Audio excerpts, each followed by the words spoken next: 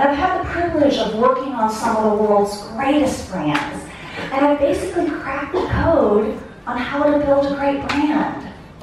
So today I'm going to lay out for you the complete blueprint for how you build a great brand. And the very first thing that I want to share is the thing that distinguishes great brands the most. Okay? The main difference between what great brands do and what other companies do has very little to do with marketing and advertising, how well they serve their guests, how innovative they are with their products. The biggest difference between what great brands do and what other companies do is they think about and use their brands differently. They don't operate as if their brand is separate from how they run their organization. They know that's very short-sighted. They know that your brand is not so incidental to your business that you can kind of change it whenever you like. Your brand is not an image like a pair of clothes that you change. If you want to change how your brand is perceived, substantive changes in your business must happen because your brand and your business must be integrated. And that's because your brand is what you do and how you do it. Tretji dan konference in našla sem še enega Slovenca! Jej! Jan je v bistvu hodil na isti faks kot jaz in dejansko se ga spomnim iz mojih časov fakultete, ker je bil vedno povsod in organizator vsega, a ne? Ja, nekako tako, ja. Tako da zdaj greva pa nazaj, to je bil prvi coffee break, gremo pogledat, kaj se dogaja. On a laptop, when you're running a laptop that's running this presentation, it's sitting there around 5% usage. Most of the time it's not being used because it needs to reserve space and conserve power because it doesn't know if I'm going to try to print something. It doesn't know if there's a web server running. On a gaming machine, if it's not running 100% all the time, someone made a mistake. Right? So the idea is, when a gamer buys a game machine, they're putting out money for this computer, and they really want the most performance for the money they spent. Right? So the game developer really wants to use all that power all the time. And that's why you get more performance for your dollar, for your money, than on a game machine than you do on a general purpose machine. You should always know that the next speech could be your last. Oopsie, why? Why not? Not your last. No, but you have to always be improving. Okay. Always be improving. Because some people, like Denise was amazing. Oh, yeah. But she's polished, she's like a pro, and she's done that speech hundreds of times. I've never done a speech. I speak all the time, but I've never done a speech twice. Really? I've always changed it. I've literally never go, and that's why. Because you get bored. Because and it's selfish. Because I should have the courage to just say, that was a freaking amazing speech, I'm just going to rinse and repeat. But my brain is always thinking, wait a second, there is a difference between Serbia and Denmark. I did a speech I did a 2-day thing in Denmark. That would not, and then I went straight to Belgrade. Mm-hmm. I'm like, there's a lot of that stuff that I just do not think works in Belgrade. Which of the morning's talks did you guys enjoy the most? I would have to say Denise.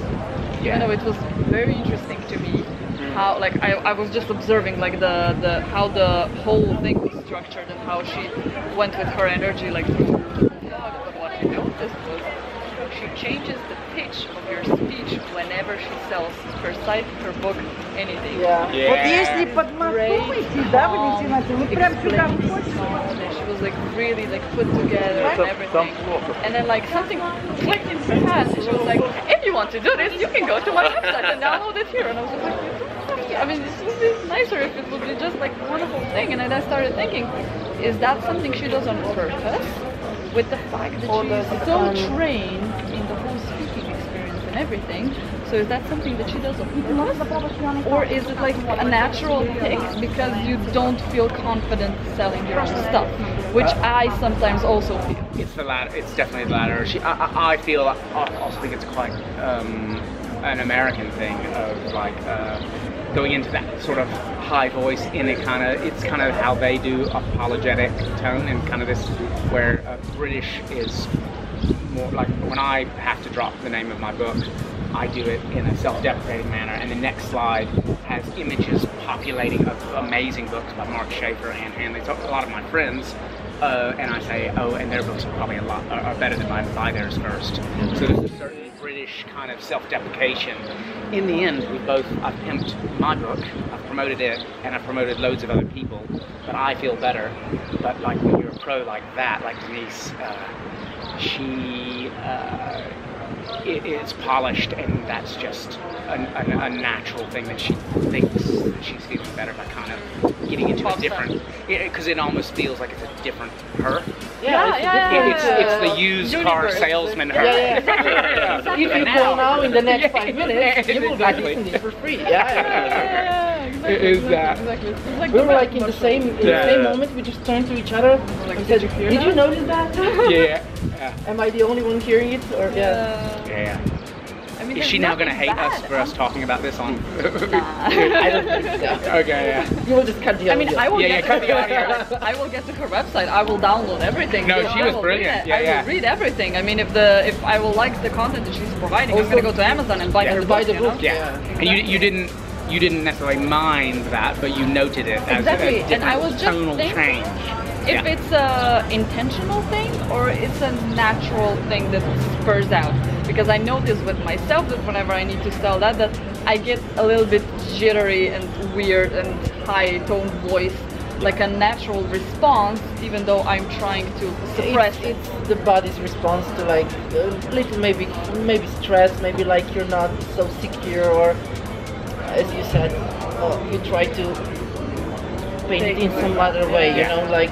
Because I feel like what we mentally tell ourselves is, I want to serve the audience. I want to give them what they want. I'm working to this. My biggest fear, like the punchline of a joke not landing, is actually everything I just said is all bullshit because I was just trying to sell something. So the pulling of the rug is such a painful thing to think about that they naturally want to separate that and kind of apologize for it. And whether it's a sing-songy way or a self-deprecating buy someone else's book, it's still the brain's hope that you haven't just discounted all the great points. Whole other there's a real worry that I've just ruined everything. And, with one sentence. With one sentence, and that's really quite painful. Embrace that. I just turned my back on the camera. Sorry, people. Get to 10,000, please. Come on. Just do this. By the time this is going to go out, push. Be yeah, exactly. 11,000. Just push that button. Subscribe. But that could be a bad signal for people. That was swipe up. I wasn't doing this. There's a difference between swipe up and... Let's go. I work with companies to help them with ideas that will absolutely blow your mind. If you want to know any more than that, you can Google me. But please make sure that you spell my surname correctly, because if you spell it wrong, you can end up with the Hebrew word for circumcision. And that means that if you're in the office and you're Googling, you can end up with images that you don't want. And we can speak about who is really responsible for this beautiful harmony. Okay? So 3 minutes and then we can converse. There are 2 ladies going out. What did I do wrong?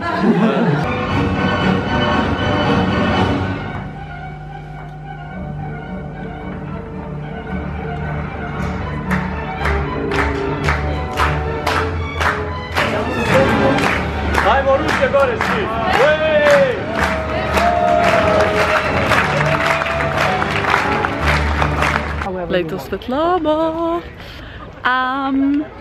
Gremo spet v školjero, nekaj pojesti, lej, ljudi imam tukaj, živijo Milo, živijo Jan. Hello.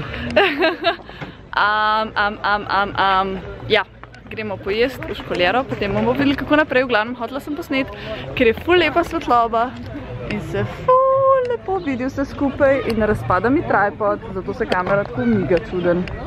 Ajde, čau!